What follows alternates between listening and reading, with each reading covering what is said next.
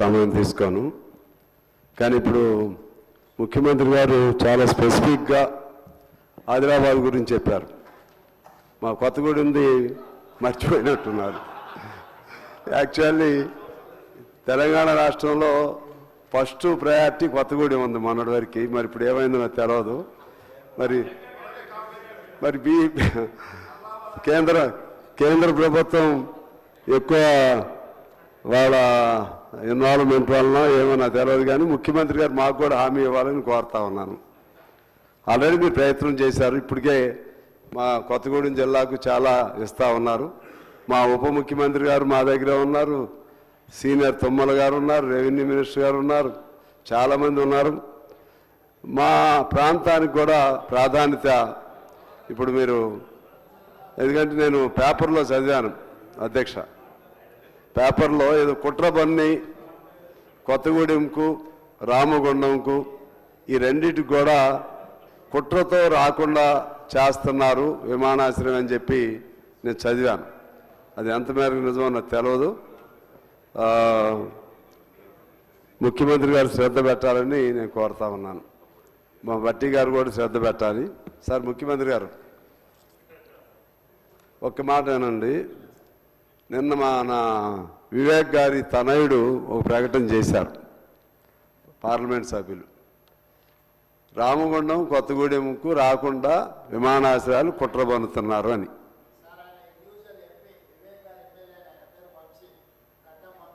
అదే వారి తనయుడు వెంకటస్వామి గారి మానవుడు. అందువల్ల కొద్దిగా శ్రద్ధ పెట్టమని కోరుతున్నాను. ఈరోజు ఇప్పుడు ముఖ్యమంత్రి గారు వారు ఇచ్చిన ప్రసంగం చాలా ఆత్మవిశ్వాసంతో ఇచ్చారు. మీకు అభినందనలు. మిమ్మల్ని ప్రైజ్ చేయటానికి కాదు. ఎందువల్లంటే ఎవరు 100% పనులు చేయలేరు. ఒక ప్రయత్నం 100% పనులు చేస్తే వాడికి మొత్తం అంతా బంగారమయంగా ఉండాల్సింది. కొన్ని చేయలేరు. కానీ మీరు ఏం చేస్తున్నారో ఇవన్నీ కూడా చెప్పారు. నిన్న నేను కూడా మాట్లాడుతూ కూడా మీ తరపునే నేను కూడా చెప్పాను. రాని వాళ్ళందరూ ఇలా రోడ్లు ఎక్కే పద్ధతుల్లో ఉండి భావ స్వేచ్ఛ ఉందనే పేరు చెప్తూ, మాకు మాట్లాడే హక్కు ఉందనే పేరు చెప్తూ, ఈ విధమైనటువంటి సంస్కృతి ఎక్కడి నుంచి వచ్చిందో నాకైతే నిన్న చెప్పాను, ఇవాళ కూడా చెప్తున్నాను, అర్థం కావట్లేదు. పక్కనున్న ఆంధ్రప్రదేశ్ నుంచి ఆ సంస్కృతి నేర్చుకున్నారా, లేకపోతే ఇప్పుడు జైల్లో ఉన్నటువంటి వాళ్ళు పశ్చాత్తాపడతా ఉన్నారు. దీన్ని ఎక్కడైనా సరే కంట్రోల్ చేయాలి.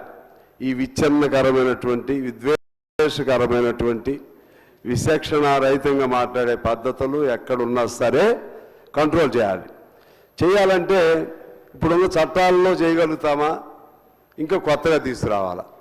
ఇది not only it is connected with journalists, it is also connected with politicians.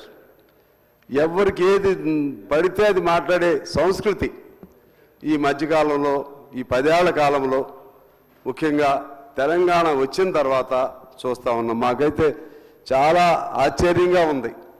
మా ఖమ్మం జిల్లాలో చాలా మిలిటెంట్గా మేము మాట్లాడతాం, కానీ ఈ భాషలు ఎప్పుడు వినలేదు. చాలా బాధేస్తుంది. ఇప్పుడు ప్రచారం కోసం పత్రికల్లో ఏదో పేరుతో రావాలని, అసెంబ్లీలో కూడా అమ్మ కొడుకుల అమ్మల పేరుతో కూడా మాట్లాడుకున్న పరిస్థితి కూడా చూసాం. అందుకని it should be included not only journalist, it must be included even politicians also. ఎవరు చేసినా తప్పు, ఎలా చేసినా సరే దీన్ని ఎలా కంట్రోల్ చేయాలనేది మాత్రం మీరు definitely, as you suggested, better to hold a separate meeting to discuss all these things and to have a permanent solution. We can't find permanent solution, but to maximum extent you should make every effort through this honorable house. ఇక్కడ ప్రజల కోసం మాట్లాడే వాళ్ళనేమో urban Naxalites పేరుతో లోపలేస్తున్నారు, సమాజం కోసం మాట్లాడే వాళ్ళనేమో లోపలేస్తున్నారు. అమ్మలు అక్కలు బూతులు, అసలు ఎంత అన్యాయం ముఖ్యమంత్రి గారి స్థాయిలో ఎట్లా భరిస్తున్నారు నాకు తెలియదు. మా మీద చిన్న విమర్శ పెడితే తట్టుకోలేకపోతున్నాం. అంటే రాజకీయ నాయకులు అంటే వీళ్ళు ఎన్నన్నా పడతారని ఒక ఆలోచన కొంతమందికి ఉంది. వాళ్ళు కూడా ఒకటి గమనంలో తీసుకోవాలి. ఈ స్థాయికి ఒక ఎమ్మెల్యే వచ్చాడంటే వాడికి కూడా అభిమానులు కొన్ని వేల మంది ఉంటారు. ముఖ్యమంత్రి స్థాయికి వచ్చారంటే కొన్ని లక్షల మంది అభిమానులు ఉంటారు. అంటే మీరు నలుగురో ఇద్దరో ముగ్గురో అయిపోయి మీ నోటికి వచ్చినట్లుగా, మీ చేతకు వచ్చినట్టుగా, మీ పెన్ను ఎట్లా పడితే అట్లా ఉన్నట్లుగా మాట్లాడుతూ ఉంటే అది మిమ్మల్ని ఎవరు ఏం చేయలేరని భయమా? నాకు అర్థం కావట్లేదు. తప్పులు చేస్తే దాని సరైన పద్ధతుల్లో విమర్శ పెట్టండి. ఏది పడితే అది అక్కడ ఎంత కుంభకోణం జరిగిందో తెలియదు. కోట్ల రూపాయలు, లక్షల కోట్లు తింటున్నారు అంటారు ఒకళ్ళు, లేకపోతే ఇంకోళ్ళు బూతులే తిడతారు, లేకపోతే అసలు నిజంగా ఈ సంస్కృతి మార్చాలి. ఏం చేస్తారో, ఎలా మార్చాలో అన్ని చట్టాల ప్రకారం మారకపోవచ్చు. నిన్న చిన్న ఇన్సిడెంట్ కావచ్చు. ఇక నుంచి నాకు తెలిసి శాసనసభ్యులు ఎవరు కూడా జాగ్రత్తగా ఉంటారని నేను అనుకుంటున్నాను. అదే పద్ధతిలో సోషల్ మీడియాకి సంబంధించి మీరు జర్నలిస్టులు, నేను కూడా basically I was a journalist. I started my career as journalist only. ఈ డజంట్ మీన్ మేము ఎప్పుడు మా గురువు గారు రాఘవాచార్య గారు మేము చాలా నేర్చుకున్నాం. జర్నలిజం అంటే ఎట్లా, జర్నలిజం అంటే సమాజానికి ఇది ఒక దిక్సూసిలాగా ఉండాలి. కానీ అలా జరగట్లేదు. జర్నలిస్టులు ఉండాలి, రాజకీయ నాయకులు ఉండాలి, అందరూ ఉండాల్సిందే, సమాజం అంతా ఉండాలి. దయచేసి through you sir I request our honourable chief minister garu and other his ministry colleagues and government to take a firm action. As I said yesterday, in your absence I said the same, sir, Mukhyamantri garu. So మీరు ఏదో ఒకటి ఆలోచించి by calling a special session, one day totally one day must be allotted for the taking of this discussion, sir. రెండోది, మీరు రైతాంగం మీద ఎక్కువ focus పెడుతున్నారు, సంతోషమే. నేను మా భట్టి గారితో కూడా విడిగా చెప్పాను. నేను రైతాంగం అప్పుడు ఏంటంటే ఆ రోజుల్లో ఏదో రాజశేఖర రెడ్డి గారు ఉన్నప్పుడు, చంద్రబాబు గారు ఉన్నప్పుడు there was a just conversation and controversy with regard farming community. రైతులను నిర్లక్ష్యం చేశారు. రైతులను తీసుకోండి, కానీ ఈ రాష్ట్రంలో రైతాంగంతో పాటు ఒక 2 కోట్ల మంది దాదాపు అసంఘటిత రంగంలో ఉన్నారు. పేద చిన్న 9,000 10,000 లోపు జీతంతో ఉండేవాళ్ళు ఉన్నారు. వాళ్ళ భవిష్యత్తు గురించి కూడా ఆలోచించమని నేను కోరుతా ఉన్నాను. ఎలాగ మీరు దాని మీద కూడా, అంటే అందులో అవుట్ సోర్సింగ్ ఉన్నారు, కాంట్రాక్ట్ వర్కర్లు ఉన్నారు. ఇక్కడే మన అసెంబ్లీలోనే అవుట్ సోర్సింగ్ 10-12 వేల రూపాయల జీతంతో ఉండేవాళ్ళు మీ దగ్గర రారు. నేను ఫ్రీగా ఉంటాను కాబట్టి నాతో వచ్చేటప్పుడల్లా ఇక్కడ ఉంటారు, అక్కడ మా ఎమ్మెల్యే క్వార్టర్స్లో ఉంటారు. అందరూ నాకు చెప్తూ ఉంటారు, మీరు కమ్యూనిస్ట్ కదా మాట్లాడండి సార్ అని. అంటే ఇక్కడ కూడా ఉన్నారు. మన చట్టసభల్లో ఎక్కడైతే చట్టాలు చేస్తున్నామో ఏడు కూడా చట్టాలకు భిన్నమైన పద్ధతుల్లో ఉంటున్నారు. మీరు దాన్ని ఎలా సాల్వ్ చేస్తారు? మీ బాధ కూడా నాకు తెలుసు. ఎందుకంటే ఇప్పుడు మీరు బయటపడలేనంత ఊబిలో ఉన్నారు. మీరు బయటపడాలని నేను కోరుకుంటున్నా. బయటపడుతూ క్రమేపీ వీళ్ళ సమస్యలు కూడా పరిష్కారం చేయడానికి ప్రయత్నం చేయమని కోరుతున్నాను. ముఖ్యంగా నెల జీతాలు ఇస్తామంటున్నారు, కానీ చిన్న ఉద్యోగాలకు అందట్లేదు సార్, పెద్దాలకు అందుతున్నాయి. దానికి ఎలా చేయాలి, ఎట్లా దానికి పరిష్కారం చేయాలి కూడా మీరు ఆలోచన చేయమని చెప్పి నేను కోరుతా ఉన్నాను. ఎందువల్లంటే ఇవాళ వాళ్ళందరి అభిమానం మీరు పొందగలిగితే, అందరంటే రైతాంగం అభిమానం వేరు. మీరు వాస్తవంగా 80% చేశారు. ఇంకా టెక్నికల్ రీజన్స్తోనో ఇంకోటో కాకపోతే 2 lakhs అనేది ఒక మిస్కాన్సెప్ట్ ముందు ప్రివైల్ అయింది. అది 2 lakhs అంటే పై కడితే సరిపోతుందా లేదా అనేది. So you have given a clarity. ఇక మీరు దానికి మించి నేను కూడా I don't want to force you or I don't want to suggest more and more with regard the ceiling of the 2 lakhs. కానీ మిగిలిన అంశాలను ఇంకా టెక్నికాలిటీస్ ఉంటే అవి చేయండి సార్. దాంతోపాటు ప్రధానంగా ఇక్కడ ఈ వీళ్ళకి సంబంధించి పేద వర్గాలు చేయండి. With minimum cost you can serve more with minimum cost. ఎట్లా చేయాలో మీరు చేయండి సార్. ఇక ఆఖరిగా ఒక పాయింట్ చెప్పి, నో ఇప్పుడు అన్నీ చెప్పట్లేదు, నేను నిన్న చెప్పాను కాబట్టి అడ్రస్ మీదే నిన్న చెప్పాను సార్. ప్రభాకర్ గారు, ప్రెసిడెంట్ అడ్రస్, మన గవర్నర్ అడ్రస్ అంటే ఇట్ ఈజ్ ఇన్క్లూడెడ్ ఎవ్రీథింగ్, అది దాని గురించే చెప్తున్నాను.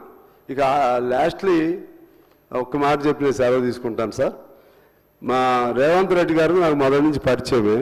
చాలా ఆయన ఎంత అగ్రెసివో అంత పాజిటివ్గా అప్రోచబుల్గా ఉంటారు.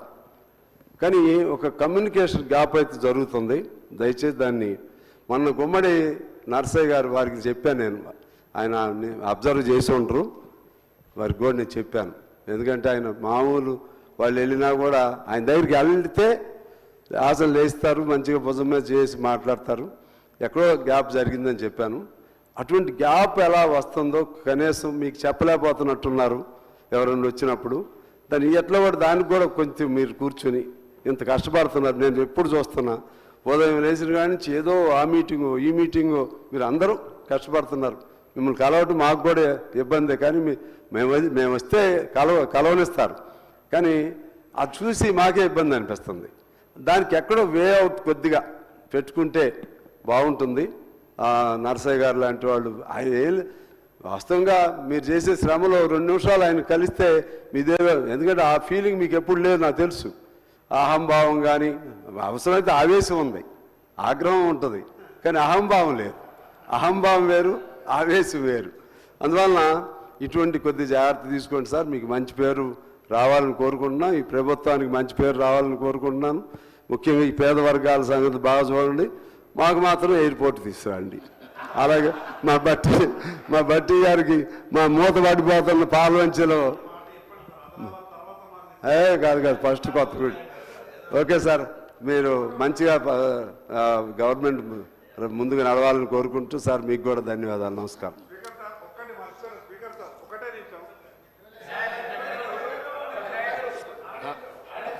మళ్ళా కలుస్తూనే ఉంటాం కదా, మాట్లాడుకుందాం.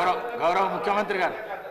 స్పీకర్ సార్, సుదీర్ఘంగా గవర్నర్ గారి ప్రసంగం మీద సభ్యులందరూ సమస్యల్ని ప్రస్తావించారు. చాలా వరకు వివరించినాం. చాలా విషయాలు మళ్ళీ బడ్జెట్లో కూడా మనం మాట్లాడుకోవచ్చు. ఉప ముఖ్యమంత్రి గారు చెప్తారు, మేమున్నాం, మంత్రులు కూడా ఉన్నారు. పద్దుల మీద కూడా చర్చ జరిగేటప్పుడు నిధులు కేటాయింపులు విషయాలన్నిటి మీద కూడా ఇచ్చేద్దాం. సాంబశివరావు గారు అడిగినట్టు కొత్తగూడెం ఎయిర్పోర్ట్ గురించి ఆల్రెడీ చర్చ జరిగింది. విజిట్ చేయడానికి, టెక్నికల్ రిపోర్ట్ ఎవాల్యుయేట్ చేయడానికి కూడా కేంద్ర ప్రభుత్వం మీరు డబ్బులు ఇస్తేనే వస్తామంటే రాష్ట్ర ప్రభుత్వం ఆల్రెడీ డబ్బులు కట్టి వాళ్ళు ఎవాల్యుయేట్ చేశారు. ఫీజిబిలిటీ రిపోర్ట్ మీద ఇప్పుడు నివేదిక అడిగారు. ఫీజిబిలిటీ రిపోర్ట్ రాగానే ఏమాత్రం అవకాశం ఉన్నా వదిలేదలుచుకోలేదు. మనం 4-5 ఎయిర్పోర్టులు అడిగినాం. 1 వరంగల్, 2 కొత్తగూడెం, 3 జక్రాన్పల్లి నిజామాబాద్, 4 రామగుండం, 5 ఆదిలాబాద్.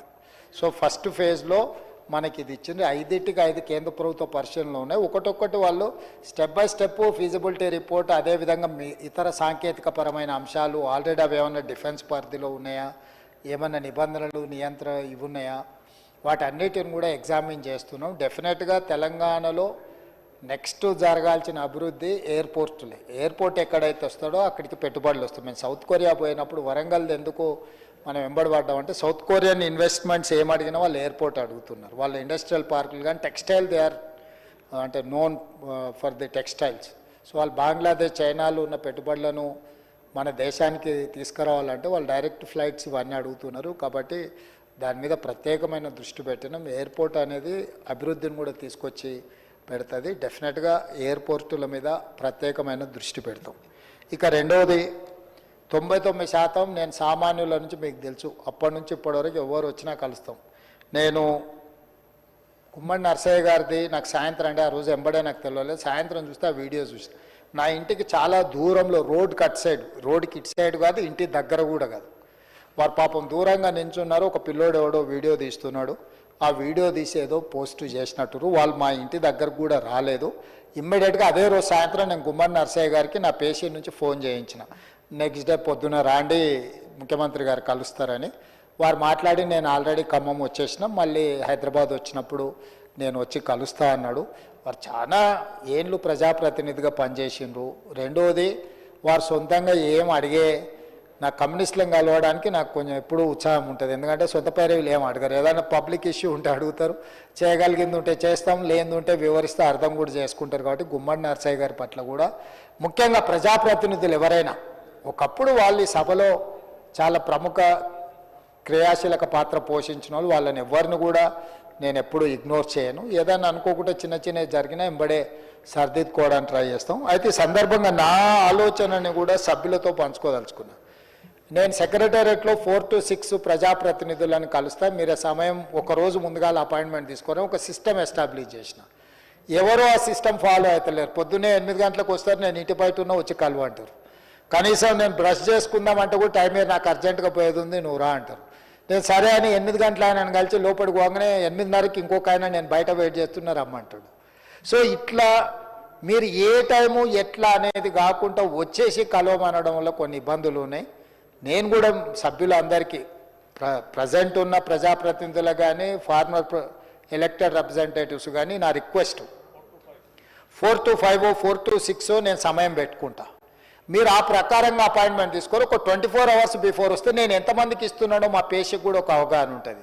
మనం 1 hour కలచాలనుకుంటే 10 మందిని కలవగలుగుతాం. 5-6 నిమిషాలు ఒకరికి ఇచ్చిన. ఒకవేళ మనం 20 మందిని కలవదలుచుకుంటే 2 గంటలు ఇవ్వగలము. సో మీరు ఒక రోజు ముందు పేషీలు అడిగితే మీ టైం ఫిక్స్ చేస్తాం. వీలైనంత వరకు మీకు కూడా మిగతా పనులు చూసుకొని 4 నుంచి 5 వరకు 6 వరకు పెట్టుకుంటే వారంలో ఒక 4 రోజులు మనం సెక్రటేరియట్లో కలుసుకోగలిగితే నాకు అక్కడ ఆఫీస్ వ్యవస్థ కూడా ఉంటుంది.